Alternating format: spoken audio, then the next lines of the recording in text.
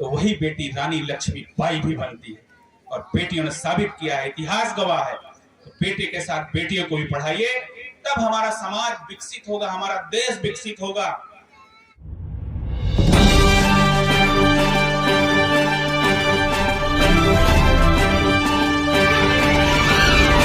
हमारे पूर्व ब्लॉक प्रमुख सुधीर मौर्य जी से चाहेंगे, मेरे भाई आप अपने विचारों से हम सबको अवगत करें।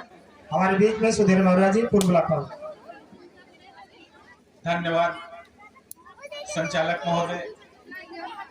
आज नेशनल यूथ डे, राष्ट्रीय युवा दिवस के शुभ अवसर पर ग्राम सभा टीटी अब्दालपुर में विद्यालय के एनुअल फंक्शन पर इस कार्यक्रम की मुख्य अतिथि हम सबकी लोकप्रिय विधायक श्री गीता शास्त्री जी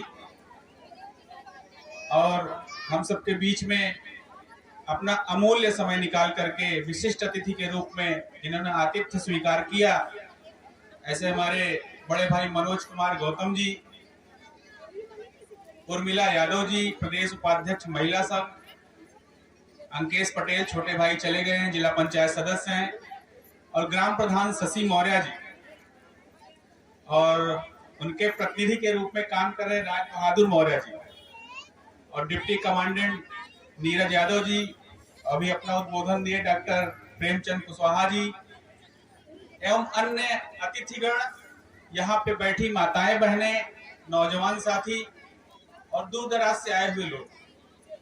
बच्चों का कार्यक्रम है, ज्यादा बोलना उचित नहीं है, बस मैं इतना ही कहूंगा कि मैं इस गांव के विद्यालय के कार्यक्रम में लगभग प्रत्येक वर्ष आता हूं, और ऐसे कई जगह पे जाना होता है। विद्यालय के कार्यक्रमों में बड़े बड़े कॉलेजों में जाना होता है, लेकिन जब किसी गांव के प्राथमिक विद्यालय में आकर के इतना अच्छा कार्यक्रम देखने को मिले, अभी बच्चे यहाँ पे छोटे छोटे बच्चे प्रोग्राम कर रहे थे, स्टेज प्रोग्राम, तो मैं देख रहा था कि बच्चे स्टेज प्रोग्राम कर रहे हैं और एक रिमोट कंट्रोल कहीं और से हो रहा है, वो हमारी टीचर वहां से कुछ इशारे कर रही है और बच्चे पूरा कर रहे हैं। तो निश्चित तौर पे ये कोई कॉन्वेंट के विद्यालय तो है नहीं, ये हमारे गांव का प्राथमिक विद्यालय है।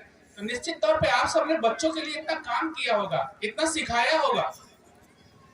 आज गांव में अच्छी शिक्षा मिलना बहुत कठिन काम है, क्योंकि बड़े बड़े कॉन्वेंट विद्यालयों में आप एडमिशन करा सकते हैं, लेकिन गांव में अगर अच्छी शिक्षा मिले, अच्छा विद्यालय मिले, अच्छा कैंपस मिले, तो मैं उसके लिए ये जो सुविधाएं यहाँ के टीचरों ने और ग्राम प्रधान ने जो व्यवस्थित रूप से किया है, मैं निश्चित तौर पे ग्राम प्रधान को बहुत बहुत धन्यवाद और बधाई देता हूं।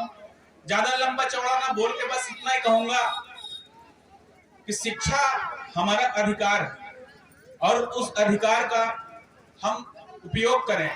और यहाँ बैठे सभी लोगों से मैं एक और आग्रह करना चाहूंगा कि हर माँ बाप का सपना होता है कि मेरा बेटा पढ़ लिख के डॉक्टर बने, इंजीनियर बने, आईएएस बने, पीसीएस बने, लेकिन बहुत कम लोगों का सपना होता है कि मेरी बेटी भी पढ़ लिख के डॉक्टर, इंजीनियर, आईएएस, पीसीएस बने।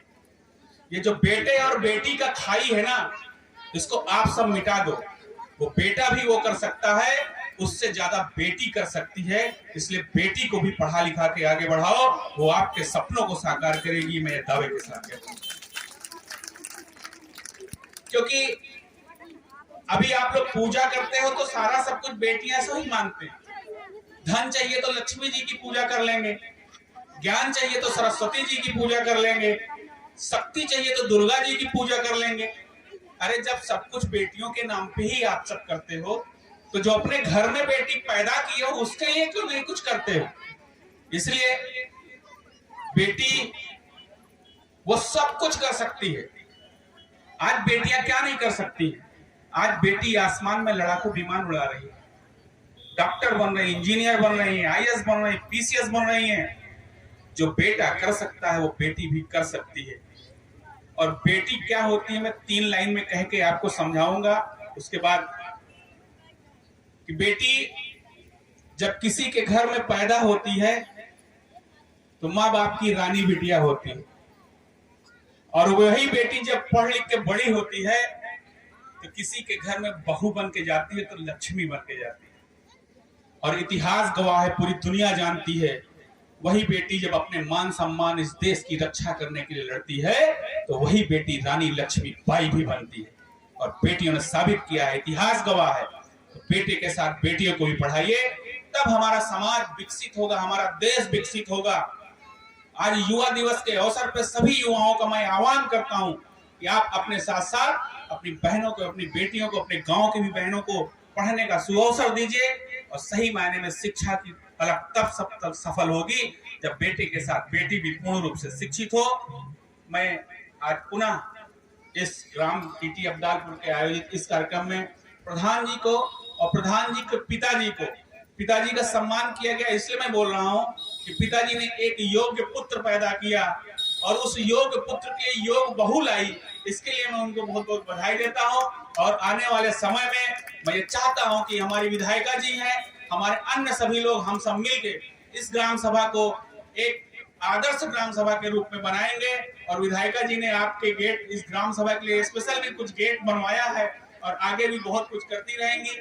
इसी आशा और पूर्ण विश्वास से आप अपनी वाणी को विराम। जय हिंद, जय भारत, वंदे मातरम।